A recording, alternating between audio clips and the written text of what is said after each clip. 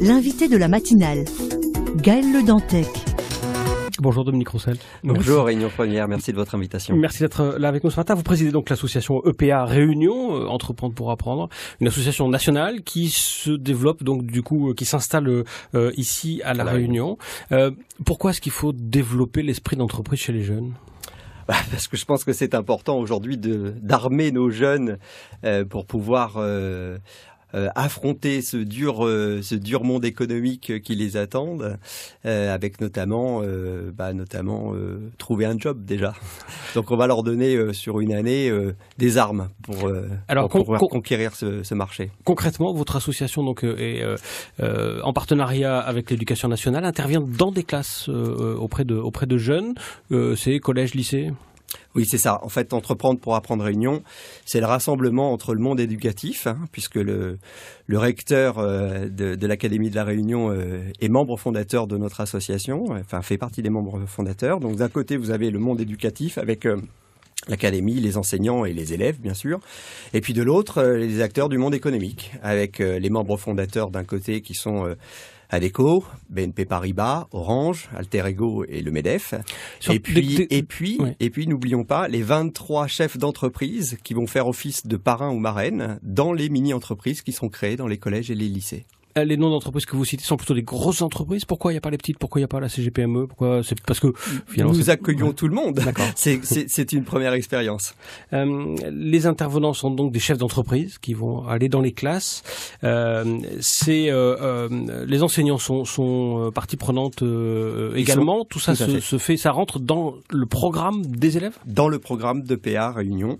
Pour faire simple, une mini-entreprise, il faut peut-être l'expliquer. La mini-entreprise, c'est quoi ? C'est un programme qui est innovant, qui va permettre sur une année aux jeunes de créer une véritable entreprise, comme on la retrouve dans le monde économique de tous les jours. Et ça va leur permettre de découvrir les différentes étapes de la vie d'une entreprise sous la forme d'une gestion de projet. Par exemple, ils vont concevoir, ils vont produire un service ou un bien. Ils vont assumer la gestion administrative et financière. Ils vont gérer leur communication comme n'importe quelle entreprise. Et pour ça, ils sont accompagnés d'un côté par les enseignants référents qui s'appuient, eux, sur des supports pédagogiques qui sont disponibles sur le site web d'EPA France. Et puis de l'autre, par des parrains, chefs d'entreprise, qui, eux, vont apporter leur anecdote, vont apporter leur savoir-faire, peut-être leurs échecs, comment ça s'est passé, comment ils ont pu progresser dans leur entreprise. Alors concrètement, vous, par exemple, vous parrainez un projet pour qu'on comprenne mieux quel genre de mini-entreprise on peut faire quand on est moi écolier.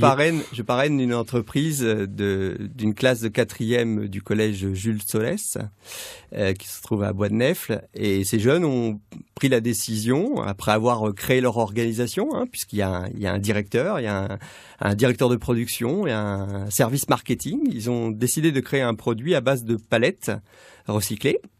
Alors, ils ont commencé un premier produit, dont la première vente a eu lieu d'ailleurs ce week-end. Et ils ont vendu mini-entreprise, mais des vrais sous. Mais des vrais sous, voilà, avec potentiellement des bénéfices à la fin, puisqu'ils vont apprendre la charge qui était celle d'acheter le bois de palette, 25 € je crois le paquet. Et puis les heures qu'ils ont passées derrière à les retravailler, les découper, les poncer, écrire des inscriptions pour Noël, notamment des messages de Noël. Et puis la première vente qui a eu lieu samedi et qui a été, je crois, un succès. Quelles sont les compétences principales qu'on développe chez les jeunes à travers ce genre de projet ? D'abord, je pense qu'on développe leur qualité personnelle, c'est-à-dire cette notion de créativité, la capacité de travailler ensemble, une notion de solidarité peut-être derrière tout ça, et puis un esprit d'initiative qui est très important dans l'entreprise. Ça répond à un manque dans le programme de l'Éducation nationale. Il n'y a pas assez cette ouverture sur le monde de l'entreprise. C'est une idée qu'on entend souvent. Oui, c'est vrai.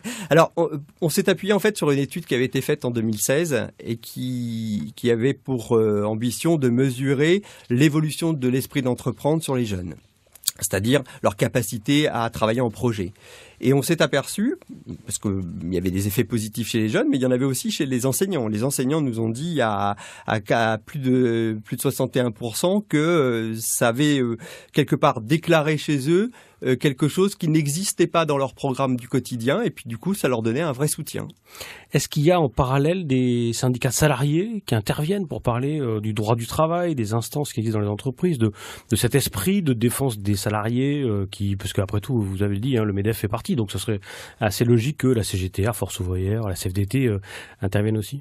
Vous voyez, j'ai bien fait de venir. Ça fait partie des choses qu'on n'avait pas pensé, et pourquoi pas? Oui, ça peut être une très bonne idée, je retiens. Il y a plus de jeunes qui deviendront salariés que chefs d'entreprise, probablement, dans ceux que vous rencontrez. C'est vrai.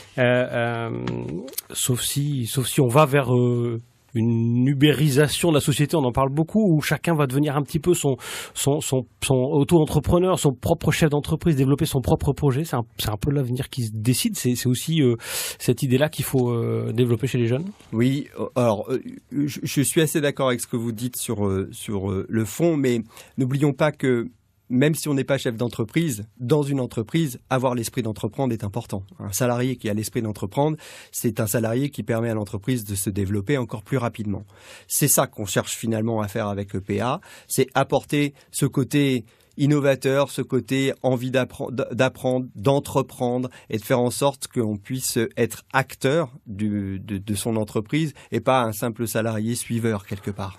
Est-ce que la Réunion manque d'entrepreneurs et de jeunes entrepreneurs? Est-ce qu'il y a aussi un objectif de développer la Réunion, de développer l'emploi à la Réunion? Alors après 2 années d'expérimentation et cette année, je suis intimement convaincu que nos jeunes ont toute la capacité d'entreprendre. La capacité, c'est une chose. Après, il faut le marché, il faut les finances, il faut la réglementation, il faut tout ça. Est-ce qu'il y a une ambition de développement économique derrière votre projet?